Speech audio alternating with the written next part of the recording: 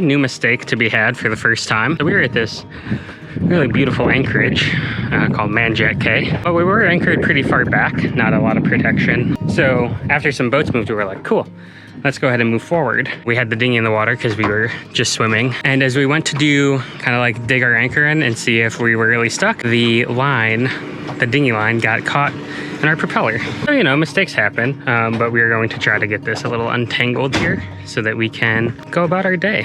So far, all we've done is kind of like lift the dinghy up so that maybe we could untie this bowline over here. But right now it's so tight that we can't really untie it. You can see it just like twirled around itself. We would never put the full weight of the dinghy on that handle. The dinghy was already lifted by the tangled up rope, so we were just trying to take a little bit of pressure off to see if we could untie the line from the boat. Also, our dinghy got covered in bird poop when we were at a dock the other day.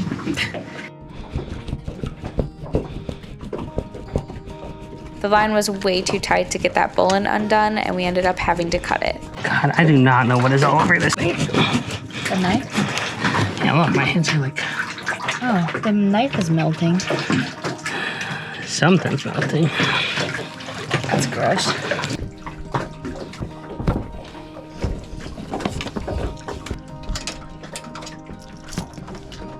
Just go grab me another rope.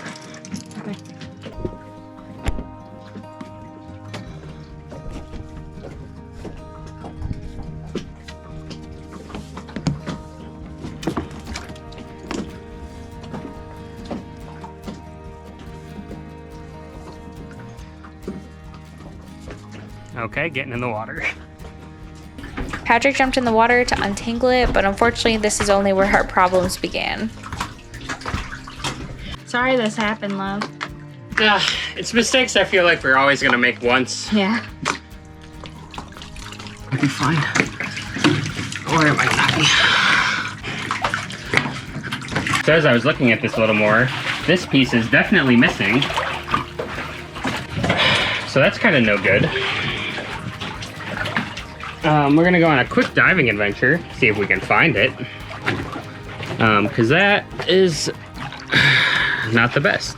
Quick side note, we have seen everybody's comments that it's pronounced Key, not K. Thank you for letting us know. We will do a better job in the future, but just to let you know, in this video, we're still saying K because I can't go back in time and tell us not to.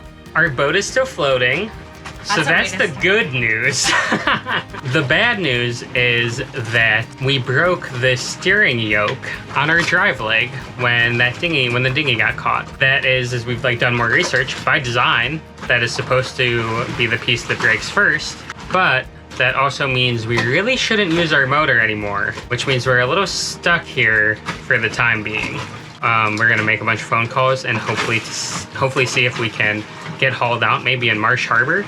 I actually ended up talking to Casper, the previous owner, and he also had this happen once, different scenario, but also broke the yoke, which is the name of the episode for sure. We broke the yoke.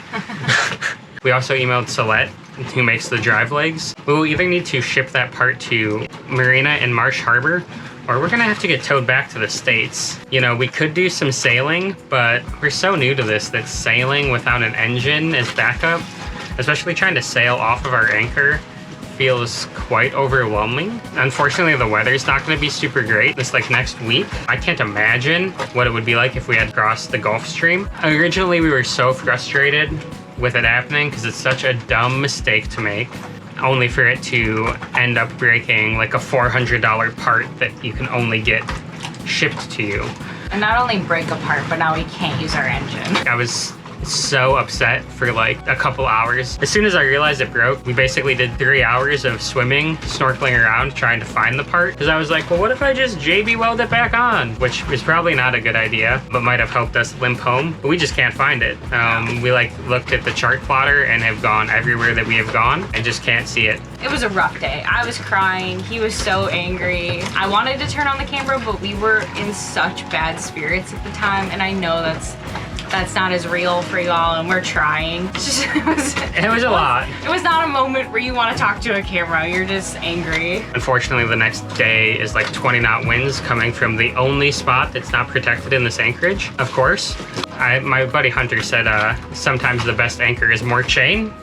So So we're gonna let out quite a bit of chain as we are like the only ones over up this far. I love my Uncle Jim so much. I like message them and he says, challenge, you will get past it. Which is like the encouragement.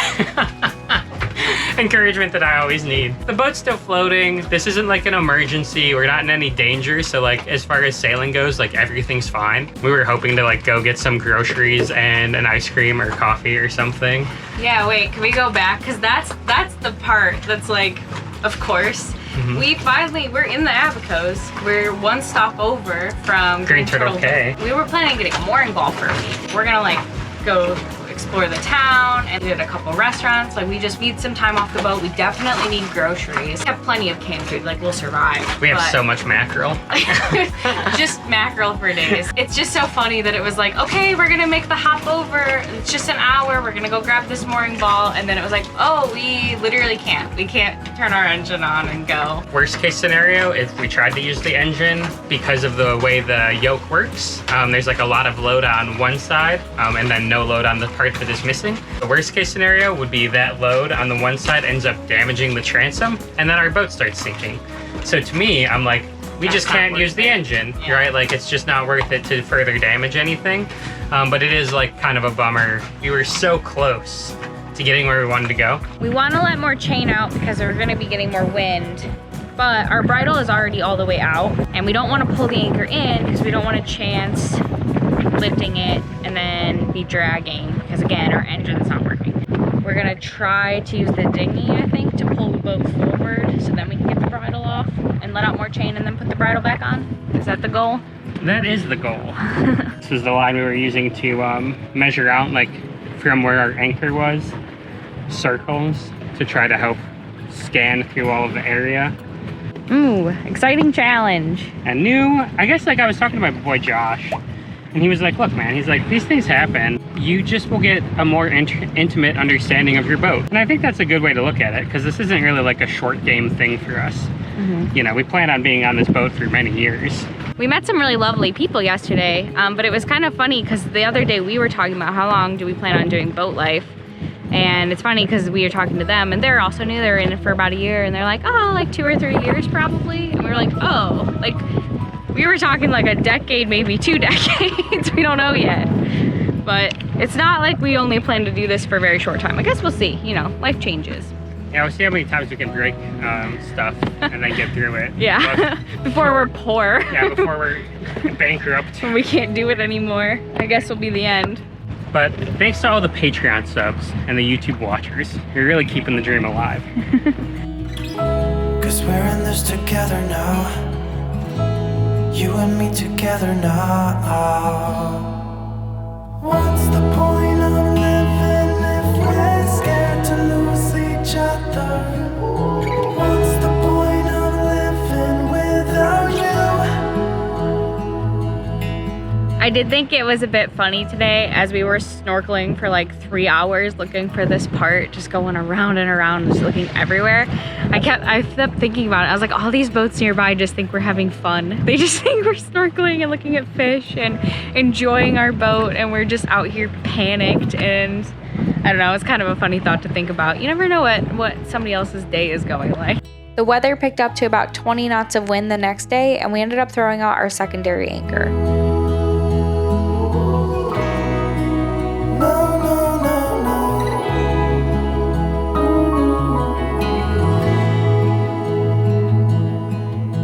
This weather sucks and most of the boats here have cleared out. There's a couple others left, but we can't leave. We just have to wait it out. And we did end up dragging a little bit. We actually threw out our second anchor. We're not dragging currently, but the weather's not gonna change for another like 10 hours. I don't know if that's true. Yeah, about 10 hours. So hopefully we don't drag more. Because this is not whether you also, it's just like the waves are so high for the dinghy, and mostly our only option would be trying to pull the boat forward with the dinghy and reset the anchor. Just really hoping we don't drag more. That the 2 anchors can hold. Not fun though.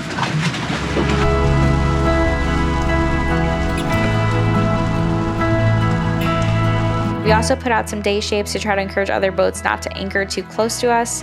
We had the second anchor out and plans of using the dinghy to pull us forward to reset our anchor if needed, but we definitely wanted some space.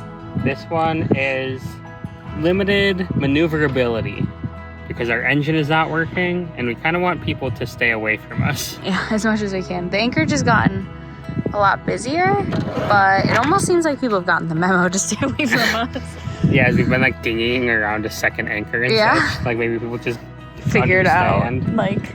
But yeah, let's put this up so that as more boats come in, now that it's calm. And nobody really knows what these things are. They're called day shapes. They're something you like kind of learn once.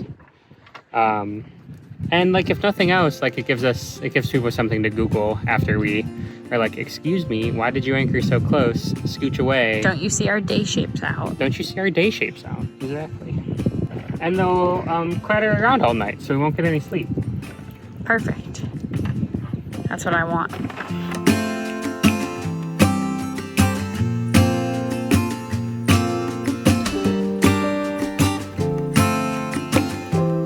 The weather's calmed down a bit, and we mostly are kind of shifting in the way we need to go.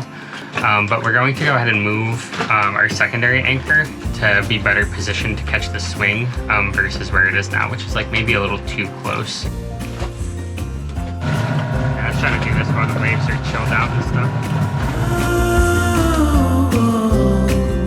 The time I got, it is just enough to get by. Yeah, it is just enough to get by.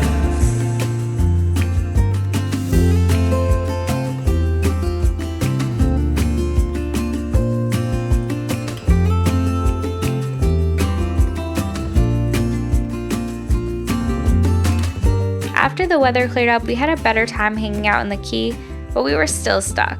It was only a 3-mile trip to Green Turtle Key, but we didn't want to take the dinghy that far unless we absolutely had to, because at this point it was our only engine and we didn't want something to happen to it. Emotionally, this was a rough week. At first we were really upset with ourselves about the situation, and it was hard to be patient and think things through when it feels like everything is going wrong. We haven't gotten to go to a grocery store since Foxtown. We were about to hop over there the day that everything kind of went sideways, and we figured out that we can't move our boat with the engine. So we've just been living off pantry food.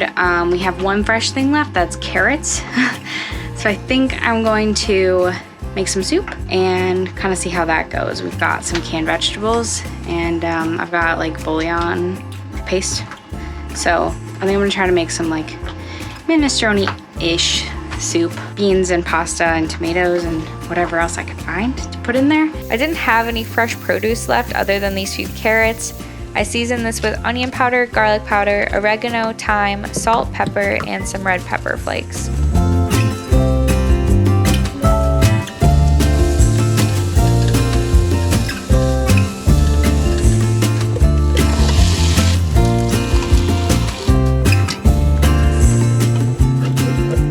You may be wondering, why are you stirring soup with a rubber spatula? That's a good question. I honestly have no idea. That was a weird choice.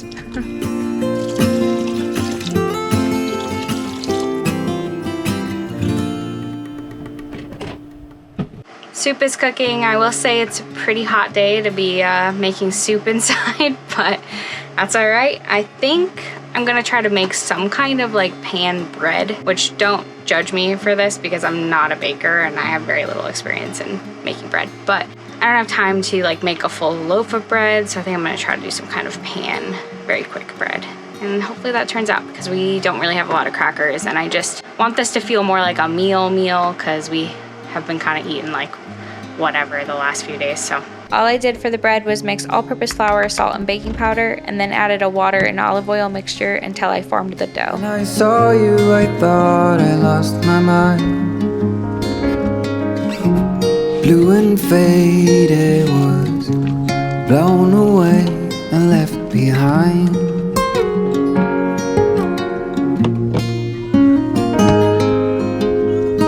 I hope you'll always be around, even if I fail. You are like a summer breeze. Okay, I took a little sneak taste of the soup and it was good. Yeah, the flavor is really nice. So it has these little weird, almost rice pastas. Called orzo. Orzo. Not very soup bread. It's more like a flatbread. But that doesn't mean that it's bad. Kind of tastes like a pancake. Without syrup. Like an unsweet pancake. Pretty good though, for the first iteration of bread. If I look like I was crying, it's because I burnt my finger and I didn't handle it well emotionally. Physically fine, emotionally devastated. I was distraught. Quick update in between meetings. So we've spent the last couple of days just hanging out in Manjet Cay. We're not like afraid to move the boat, but we want to be cautious because we don't have an engine. And usually our like general mode of transportation is engine out to open water, get the sails up and go. But because our engine is, well, our drive leg yoke is busted, we can't do that. So we've spent the last couple days planning. What are we gonna do? How are we gonna deal with this? We've talked to a couple yards in the Bahamas. There is like space to haul out, but maybe like a little iffy on getting a welder to help fix the transom plate. And also some of the spots in the Bahamas are like, okay, you can't live on your boat, and also the cheapest hotels are like $200 a night. So it gets really expensive really quick, let alone trying to get the parts over here. So we did get the parts shipped to Florida really quick. I think they should arrive tomorrow. And we decided to have our friend Hunter fly out. We'll pick him up in Green Turtle Cay in the dinghy, and then we will sail back to Florida. A lot of people that we've talked to have just been like, oh, just sail back. It's a sailboat. You don't need an engine. And like, I would say we're probably good for like 95% of that. It's just the getting off the anchor and then getting re-anchored, which is like the scary part, that we like haven't done alone before, like without an engine. And I know like people have been sailing forever, so totally doable. But for us, it was kind of like, well, let's take this adventure in something that feels a little more manageable and also get to hang out with a friend. So first time we're ever having like actual crew on board. Kind of excited for that. Also, we just love Hunter and Bridget, but only Hunter is coming aboard this time. And this feels like a bit more of a fun adventure than the alternative, which is like, we do pay for like Towboat US, and I do think they will just like come out to the Abacos, but it would probably be like 30 or 40 hours of just getting towed. And I think it might even be like 2 hops. Like we might have to like find somebody to tow us like the 20 hours back towards West End and then 10 hours across the Gulf. And that just doesn't sound like it would be that fun of a time. It feels like it would be like a little bit of a bear just sitting in the boat, going through whatever weather, just getting pulled by another boat. And there's like a possibility that that ends up pretty expensive, because we do have like the unlimited saltwater package or whatever, but I don't know if like we get like $2,500 reimbursed for a portion of it, and then like, you know, a free tow to a repair dock is like really what it's for. I'm just a little unsure about their policy when it comes to like being this far out and then making the jump. But I have heard that people have talked them into getting towed all the way from the Abacos. This is kind of our best case scenario solution. It's like, let's have a friend come on, let's sail back to Florida a week earlier than we wanted to, but that's the way it goes sometimes.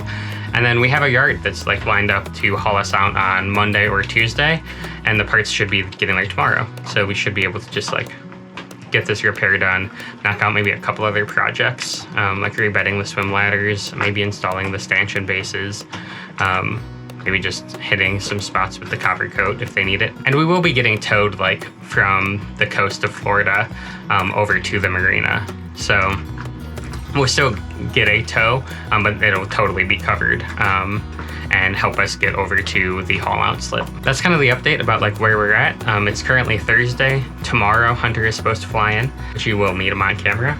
And then I'm just gonna like dinghy 3 miles over to Green Turtle Cay and pick him up and hopefully get some fresh groceries.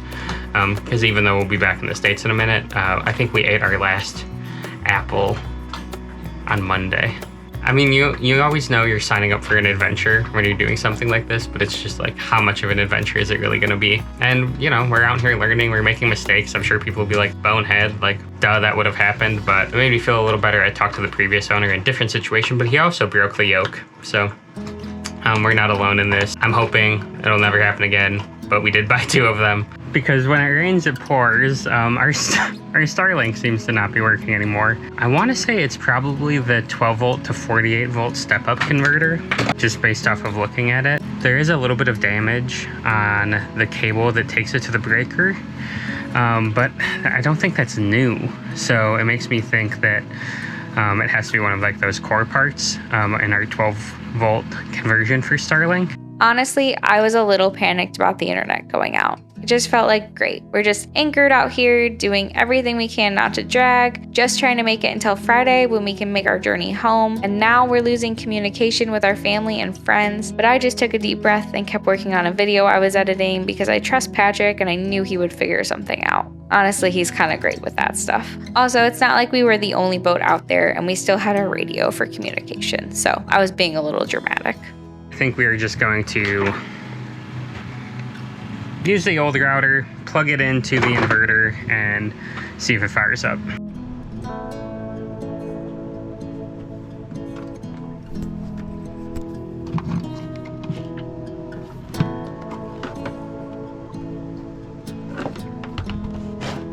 It's a little bit like if it can go wrong, it will go wrong, but we're back up and running. We had to factory reset our Starlink router because our thing was in bypass mode. I have just enough internet to figure out that to factory reset it. There's not like a button on it. You just have to plug it in and unplug it 6 times in a row really fast. Like, that's ridiculous to me, but we're back online. Now we can have internet for another day before we start sailing back to the States. We are super grateful for the time we had in the Bahamas this season and that we got to go on our first big adventure in our new home, Thalia. But we're also definitely feeling a bit of sadness when it comes to leaving. This adventure is definitely not over. Next episode, we'll be crossing back to Florida with our friend Hunter on board and making our way to a marina to get hauled out for the first time. We'll still be making content in the yard and hope not to be stuck there too long before we get back in the water and start making our way north for hurricane season. I can't see, I'm trapped in darkness. Life has turned